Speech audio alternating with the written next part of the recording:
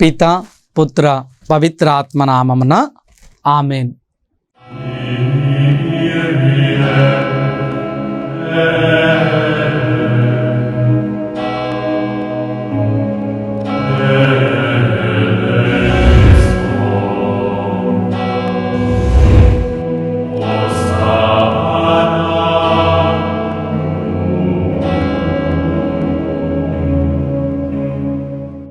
ప్రభు మీతో ఉందురుగాక, మీ ఆత్మతో ఉందురుగాక. పునీత యోహాను గారు రాసిన సువిశేషంలోని భాగము. ప్రభువ మీకు మహిమ కలుగునుగాక. యోహాను సువిశేషము 11వ అధ్యాయము 1వ వచనము మరియు 4వ వచనము. బెతానియా అను గ్రామంలో లాజరు అను వ్యక్తి వ్యాధిగ్రస్తుడై ఉండెను. అందు మరియమ్మ ఆమె సహోదరి మార్తమ్మ నివసించుచుండిరి. అది విని యేసు, ఈ వ్యాధి మరణము కొరకు వచ్చినది కాదు, ఇది దేవుని మహిమ కొరకును ఇందు మూలమున దేవుని కుమారుడు మహిమ పరచబడుటకును వచ్చి ఉన్నది అనెను. క్రీస్తు ప్రభుని సువిశేషము. క్రీస్తువ మీకు స్తుతి కలుగునుగాక. Praise the Lord. హల్లెలూయా, హల్లెలూయా, ప్రైజ్ ది లార్డ్. దేవుని ప్రియ సహోదరి సహోదరులారా, దివ్యవాణి వీక్షిస్తున్నటువంటి విశ్వాసులారా, అందరూ బాగున్నారా? బాగున్న వారమందరం మరి ఒక్కసారి చేతులు పైకి లేపి ప్రభువుకి స్తుతులను సమర్పించుదామా? హల్లెలూయా, హల్లెలూయా, ప్రైజ్ ది లార్డ్. ఈ రోజున క్రీస్తు సందేశములో మనందరము కూడా యోహాను సువిశేషము 11వ అధ్యాయము మనము ధ్యానించబోతూ ఉన్నాం. 11వ అధ్యాయము లాజరు యొక్క మరణము, అదే విధముగా లాజరు మళ్ళీ జీవంతో వచ్చి ఉన్నాడు, ఏ విధముగా లాజరు జీవంతో వచ్చి ఉన్నాడు అనే అంశాలను మనం ధ్యానించుకుందాం. ఈ 11వ అధ్యాయంలో ముఖ్యముగా 3 వ్యక్తులను ముందుగా మనము పరిచయం చేసుకుందాం. ఆ 3 వ్యక్తుల పేర్లే మార్తమ్మ, మరియమ్మ, లాజరు. ఈ 3 కూడా యేసు ప్రభువుకి చాలా ఇష్టమైనటువంటి వారు. ఈ కుటుంబం అంటే యేసు ప్రభువుకి చాలా ప్రేమ. అందుకే యెరూషలేము దేవాలయ ప్రాంతాలకు వెళుతూ ఉన్నప్పుడల్లా బెతానియా గ్రామం నుండి వెళుతూ ఉండాలి. యెరూషలేము వస్తూ ఉన్నప్పుడల్లా ఈ బెతానియా గ్రామంలో మార్తా మరియమ్మల ఇంటిలో యేసు ప్రభువు కొద్దిసేపు విశ్రాంతి తీసుకొని తిరుగు ప్రయాణం చేస్తూ ఉండేవారు. అలాంటి సందర్భాలలో లాజరు మరణించాడు లేదా వ్యాధిగ్రస్తుడయ్యాడు అనే వర్తమానాన్ని దేవాతి దేవునికి, యేసునాథ స్వామికి కబురు పంపిస్తారు. ఈ వర్తమానాన్ని ధ్యానించబోయే ముందుగా ఈ 3 లక్షణాలు ఏమిటో మనం చూసినట్లయితే, మార్తమ్మ ఎప్పుడూ కూడా పనులలో సతమతమవుతూ ఉంటుంది. మరియమ్మ ఎప్పుడూ కూడా ఆమె వినడంలో చాలా శ్రద్ధను వహిస్తూ ఉంటుంది. ఇకపోతే లాజరు యవనస్తుడైనటువంటి వాడు ఎప్పుడు కూడా యేసు ప్రభు వచ్చినప్పుడు ఆ ఇంటిలో ఉండడు. యేసు ప్రభు ఎప్పుడు చూద్దామన్న లాజరుని ఎప్పుడు కూడా ఆయన ఇంటిలో కనపడు.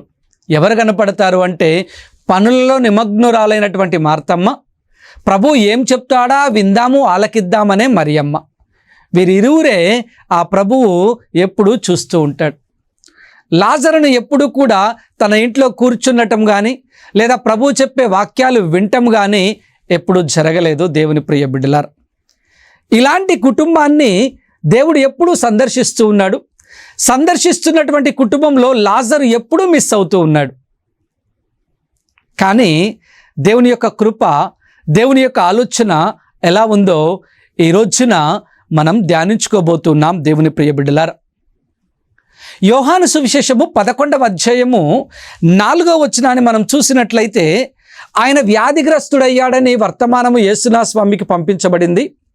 అప్పుడు శిష్యులందరూ అంటున్నారు, అతడు మరి మరణించబోతూ ఉన్నాడు, ఎందుకు ఇది వచ్చింది అని ఆలోచనలు చేస్తూ ఉండగా యోహాను 11:4లో క్రీస్తు ప్రభు పలుకుతున్నాడు, ఈ వ్యాధి మరణము కొరకు కాదు, కానీ దేవుని మహిమపరచటానికి, దేవుని మహిమపరచటము ద్వారా దేవుని యొక్క కుమారుడు మహిమపరచటానికి ఈ వ్యాధి వచ్చినదే, కానీ ఆయన మరణానికి గురికాడు అని ఆయన చెప్పకనే చెబుతూ ఉన్నాడు. దేవుని ప్రియ బిడ్డలారా, ఇదే మాటను మనము యోహాను సువిశేషము 9వ అధ్యాయము 3వ వచనంలో చూసినట్లయితే శిష్యులు అడుగుతారు ఒక గుడ్డివాడిని చూసి, ప్రభువా, ఇతను గుడ్డివాడిగా పుట్టడానికి వీని తల్లిదండ్రులు పాపం చేశారా లేదా వీడు పాపం చేశాడా అంటే, వీడు కానీ వీడి తల్లిదండ్రులు కానీ పాపం చేయలేదు, కానీ దేవుణ్ణి మహిమపరచటానికి ఇతను పుట్టుగుడ్డివాడిగా పుట్టాడు అని ప్రభు సెలవిస్తాడు. కొన్ని సందర్భాలలో స్వస్థతలు లేదా అద్భుతాలు ఎందుకు జరుగుతాయి అంటే, ఈ వాక్యం ద్వారా మనం అర్థం చేసుకోవాలి, దేవుణ్ణి మహిమపరచటానికి. మన జీవితంలో కొన్ని శ్రమలను మనం ఎదుర్కొంటున్నప్పుడు, ఆ శ్రమల నుంచి మనం బయటికి రావటానికి ఆలోచనలు చేస్తూ ఉన్నప్పుడు మనకు తెలియకుండానే దేవాతి దేవుడు ఏం చేస్తాడంట, తన గొప్ప కార్యాలు మన జీవితంలో జరిపిస్తాడు. ఎందుకంటే మన ద్వారా ఆయన మహిమపరచబడటానికి. ఆయన ఎల్లప్పుడూ కూడా అత్యున్న స్థానంలో ఉంటూ ఉన్నాడు. మన సాక్ష్యం ద్వారా, మన జీవితాల ద్వారా ఆయన ఇంకా అధికముగా మహిమపరచబడి మనందరము ఆయన బిడ్డలుగా ఎదగటానికి ఆయన అప్పుడప్పుడు ఇలాంటి గొప్ప కార్యాలు చేస్తూ ఉంటాడు. దేవుని ప్రియ బిడ్డలారా, అందులోని భాగమే ఈ యొక్క లాజరు యొక్క వృత్తాంతం. వ్యాధిగ్రస్తుడిగా ఉన్నటువంటి లాజరు మరణానికి గురవుతున్నాడు, కానీ యేసు ప్రభు అంటున్నాడు, ఇది దేవుణ్ణి మహిమపరచడానికే, కానీ ఎందుకు ఈ వ్యాధి రాలేదు. దేవుని ద్వారా దేవుని యొక్క కుమారుడు మహిమపరచబడతాడు. దేవుని ప్రియ స్నేహితులరా, ఈ రోజున నేను ఆ దేవాతి దేవుణ్ణి, ఆ క్రీస్తునాథుని ఎంతవరకు మహిమపరచబడుతూ ఉన్నాం? మనం నిజంగా మహిమపరచబడుతున్నామా? మన క్రియల ద్వారా, మన జీవితం ద్వారా దేవాతి దేవునికి ఎలాంటి మహిమను మనము ఇస్తూ ఉన్నాం? ఎలాంటి గొప్పతనాన్ని మనం ఇస్తూ ఉన్నాం? ఎలాంటి స్థానాన్ని ప్రభువుకి మన జీవితంలో మనము ఇస్తూ ఉన్నాం అనేది ఈ రోజున మనందరము కూడా ఆత్మ పరిశీలన చేయాలి. ప్రియ స్నేహితులారా, ఈ విధముగా దేవుని యొక్క మహిమ ఎలా ఉంటుందో ఈ యొక్క 11వ యోహాను సువిశేషము 11వ అధ్యాయంలో చూడబోతూ ఉన్నాం. యోహాను సువిశేషము 11వ అధ్యాయము 16వ వచనంలోనికి వచ్చేసరికి, అప్పటికే లాజరు మరణించాడు అని, ఇక మనము పోదాము అని అంటూ ఉన్నప్పుడు శిష్యులందరూ కూడా, వద్దు ప్రభువా, అక్కడికి వెళ్ళినట్లయితే అక్కడి పెద్దలు అందరూ కూడా మనల్ని చంపాలని చూస్తూ ఉన్నారు, ఎందుకు వచ్చిన బాధ, మనము వెళ్ళకుండా ఉండటమే మంచిది అని శిష్యులు అడ్డగిస్తూ ఉన్నారు. కానీ దేవుని యొక్క గొప్ప కార్యము మనం చూడాలి అంటే, లాజరును నిద్ర నుండి మేల్కొల్పాలి అంటే మనము అక్కడికి వెళ్ళి తీరాలి అని యేసు ప్రభువు శిష్యుల్ని ధైర్యపరుస్తూ ఉన్నాడు. దేవుని ప్రియ ప్రియులారా, ఒక ఆపద వచ్చినప్పుడు ఆ ఆపదలోనికి మనము వెళ్ళి సహాయకులుగా ఉండాలి అనుకున్నప్పుడు మనకు కూడా ఎలాంటి ఇబ్బందులైనా కలుగుతాయేమోనని కొన్నిసార్లు ఆలోచన చేసి వెనుకంజ వేస్తూ ఉంటాం. అలాంటి సందర్భమే ఇక్కడ ఎదురవుతున్నప్పుడు యేసునాథ స్వామి శిష్యులను ధైర్యపరుస్తూ ఉన్నాడు. ఈ ధైర్యపరచటంలోనే ఇంకొక శిష్యుడు ముందడుగు వేస్తున్నాడు. యోహాను 11:16లో తోమాసు వారు, పునీత తోమాసు గారు ముందుకు వచ్చి, రండి మనము కూడా క్రీస్తుతో పాటు, గురువుతో పాటు వెళ్ళి ప్రాణములను సమర్పించుదాం. పర్వాలేదు, మనందరము కూడా ఆయన కోసము మరణించటానికి సంసిద్ధులుగా ఉందాం. ఇంకా ఎన్నాళ్ళను మనం భయపడుతూ ఉండాలి? గురువు వెళుతూ ఉన్నారు, గురువు అడుగుజాడల్లో మనం నడుద్దాం. ఒకవేళ మరణానికి గనక దాసులం అయినట్లయితే కనుక తప్పకుండా గురువు గారితో మరణిద్దాం అంటూ ఆయన ధైర్యాన్ని, ధైర్యపు మాటలను, ధైర్యపు అడుగులను శిష్యులకు తెలియపరుస్తూ ముందుకు వస్తూ ఉన్నాడు. దేవుని ప్రియ బిడ్డలారా, అందుకే మనము యోహాను సువిశేషము 11వ అధ్యాయము 16వ వచనాన్ని చూసినట్లయితే, దిదీము అనబడు తోమా, మనము కూడా వెళ్ళి ఆయనతో పాటు చనిపోవదము అని తన తోటి శిష్యులతో అనెను. యేసు ప్రభువు బెతానియా గ్రామానికి వెళితే అక్కడ ఇబ్బందులు ఎదుర్కొంటారని తెలుసు. శిష్యులందరూ ఏమో వద్దు ప్రభువా అంటున్నారు, కానీ తోమాసు గారు మాత్రము ధైర్యంగా ముందడుగు వేసి, పోదము, మనము కూడా ఆయనతో మరణిద్దాము, తప్పేముంది అంటూ ఆయన ధైర్యాన్ని చూపిస్తూ ఉన్నాడు. దేవుని ప్రియ సహోదరి సహోదరులారా, ఈ తోమాస్ గారి గురించి రెండు నిమిషాలు మనము గడిపినట్లయితే ఈ బైబిల్ గ్రంథంలో, సువిశేష గ్రంథంలో ఆయన మాటలు మిగిలిన సువిశేషాలలో ఆయన పేరు మాత్రమే వినపడుతుంది. కానీ యోహాను సువిశేషంలో మాత్రము ఆయన 3 సార్లు 3 సందర్భాల్లో మాట్లాడుతూ ఉన్నాడు అనే మాటలను మనము గ్రహించాలి. మాట్లాడిన ఈ 3 మాటలు 3 ప్రదేశాలు కూడా చాలా గొప్పవిగా ఉంటూ ఉన్నాయి అనేది మనం గ్రహించాలి. దేవుని ప్రియ స్నేహితులారా, అలా ధైర్యంగా గొప్పగా క్రీస్తు కోసం ఎప్పుడైతే మనము మాట్లాడటానికి, నిలబడటానికి ధైర్యం వహిస్తామో దేవుడు తప్పకుండా మన జీవితాల్లో గొప్ప కార్యాలు చేస్తాడు. ఆ గొప్ప కార్యాలను గుర్తెరిగి నేను ఆ క్రీస్తుకి మనము ఉన్నతమైన స్థానాన్ని అందించాలి, ఆయన్ని మనము మహిమపరచాలి. అప్పుడే మనందరము కూడా దేవునికి ఇష్టమైన బిడ్డలుగా ఎదగగలుగుతాం. ప్రియ స్నేహితులారా, యోహాను సువిశేషము 11వ అధ్యాయము 17వ వచనము సెలవిస్తుంది, లాజరు అప్పటికి మరణించి 4 రోజులు అవుతూ ఉన్నది. అంటే ఆయన మరణించిన 4వ రోజు యేసునాథ స్వామి బెతానియా గ్రామానికి వస్తూ ఉన్నాడు. ఎందుకు ఆయన ఆలస్యముగా వస్తూ ఉన్నాడు అంటే, ఇజ్రాయేలు సంప్రదాయ ప్రకారము ఒక వ్యక్తి మరణించినప్పుడు 3 రోజుల పాటు ఆ ఆత్మ అక్కడే పారాడుతూ ఉంటుంది అని వారి యొక్క విశ్వాసం. ఒకవేళ ఎలాంటి గొప్ప కార్యాలు చేసినా అక్కడే ఆ మధ్యలో ఉన్న ఆత్మ ఉంది అని వారు గ్రహించి ఆ ఆత్మను ఆ ప్రభువు తీసుకొని వచ్చాడు అనే ఆలోచనలో, తప్పుడు ఆలోచనలోకి వెళ్ళిపోతారేమో అని ఏం చేస్తున్నారంటే, ప్రభు 4వ రోజు వస్తూ ఉన్నాడు. ఈ 4వ రోజు ఆయన వస్తూ ఒక గొప్ప కార్యాన్ని చేయటానికి ఆలోచనలు చేస్తూ ఉన్నాడు.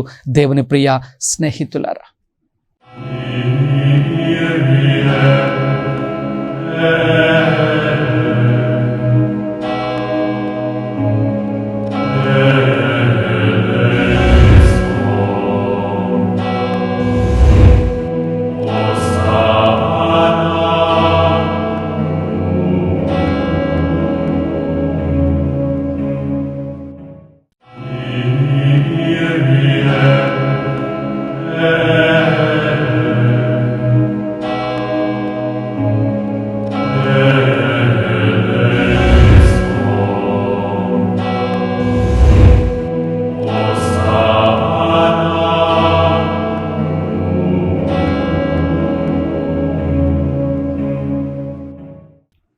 ఎప్పుడైతే ఆయన చనిపోయిన తర్వాత 4వ రోజు యేసునాథ స్వామి అక్కడికి వస్తూ ఉన్నప్పుడు మొట్టమొదటిగా ఎవరు వెళుతున్నారని వాక్యం సెలవిస్తుంది అంటే, యోహాను సువిశేషము 11వ అధ్యాయము 20వ వచనాన్ని మనం చూస్తున్నప్పుడు, యేసు వచ్చుచున్నాడు అని వినినంతనే మార్తమ్మ ఆయనకు ఎదురు వెళ్ళెను.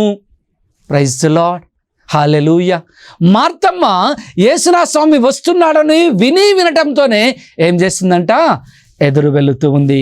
ప్రియ స్నేహితులారా, లూకా సువిశేషము 10వ అధ్యాయము 38వ వచనంలో కూడా చూసినట్లయితే, యేసు ప్రభువు బెతానియా గ్రామంలో ఒక ఇంటిలో ప్రవేశించినప్పుడు, అదే మార్తా మరియమ్మల ఇల్లు, ఆ ఇంటిలో అడుగు పెడుతూ ఉన్నప్పుడు అది గమనించినటువంటి మార్తమ్మ ఇంటి వద్దకు వెళ్ళి, అంటే గడప దగ్గరకు వెళ్ళి యేసునాథ స్వామికి స్వాగతము పలికెను అని వాక్యం సెలవిస్తుంది. లూకా 10:38. దేవుని ప్రియ బిడ్డలారా, మార్తమ్మకు ఆతురత ఎక్కువ.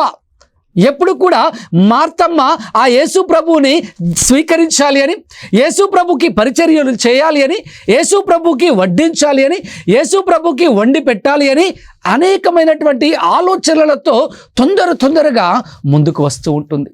ఈ మరణ వార్త వినగానే, యేసు ప్రభు వచ్చాడు అనే ఇంకొక మాట వినగానే మార్తమ్మ ఏడ్చేది అక్కడి నుండి ఒక్కసారిగా లేచి యేసు ప్రభువుకి ఎదురు వెళుతూ ఉంది.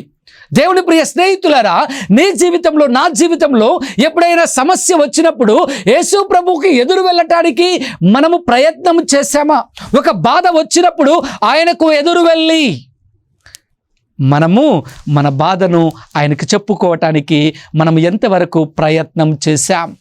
ఎప్పుడైతే మనము ఎదురు వెళ్ళి ఆ ప్రభువుకి మనము ఎదురు వెళుతూ ఉంటామో, ఆయన మన విశ్వాసాన్ని చూసి, మన యొక్క ఆశను చూసి ఆయన ఏం చేస్తాడంట, గొప్ప కార్యం. నీ కన్నీటిని తుడచటానికి ఆయన చేతిని నీ యొక్క శరీరము ముందు లేదా నీ యొక్క కన్నిటి ముందు ఉంచుతూ ఉంటాడు.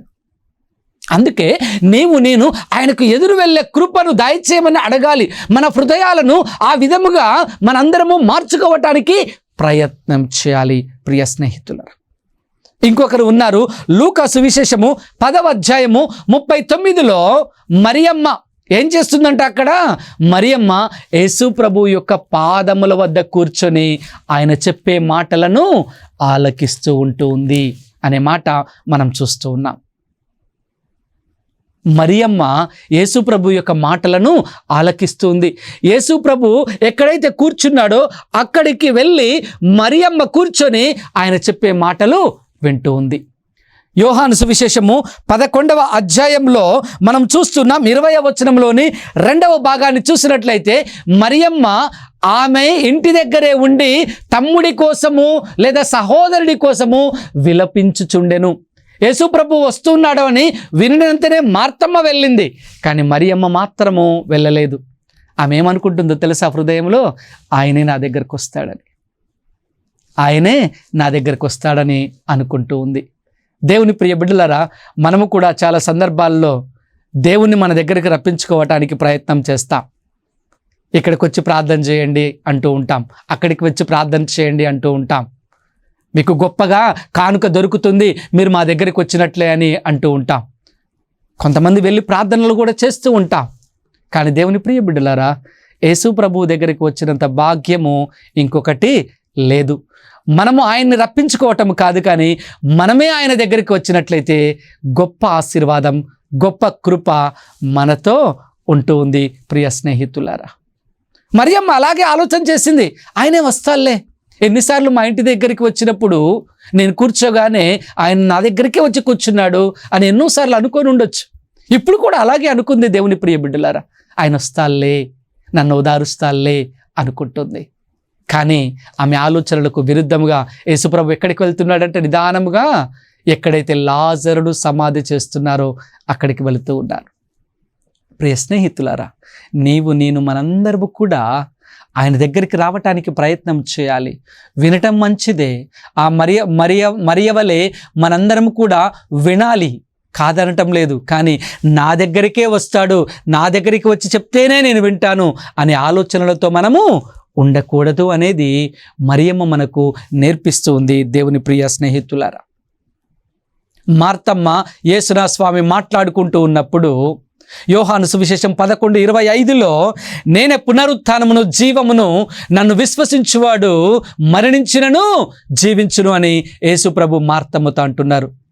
నీవు ఇక్కడ ఉండి ఉండొచ్చు, నా సహోదరుడు మరణించి ఉండేవాడు కాదు అని మొరపెట్టుకుంటూ ఉన్నప్పుడు ప్రభు అంటున్నటువంటి మాట యోహాను 11:25లో నేనే పునరుత్థానమును జీవమును, నన్ను విశ్వసించువాడు మరణించినను జీవమును పొందును అని ప్రభు ధైర్యాన్ని ఇస్తూ ఉన్నాడు.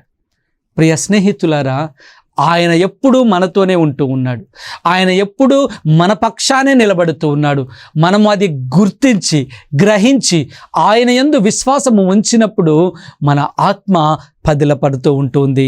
ప్రియ స్నేహితులారా, పునరుత్థాన క్రీస్తు ప్రభు ఎప్పుడు కూడా మనతోనే ఉంటాడు, మనతోనే వాసము చేస్తాడు అనే గొప్ప సత్యాన్ని నేను నమ్మాలి.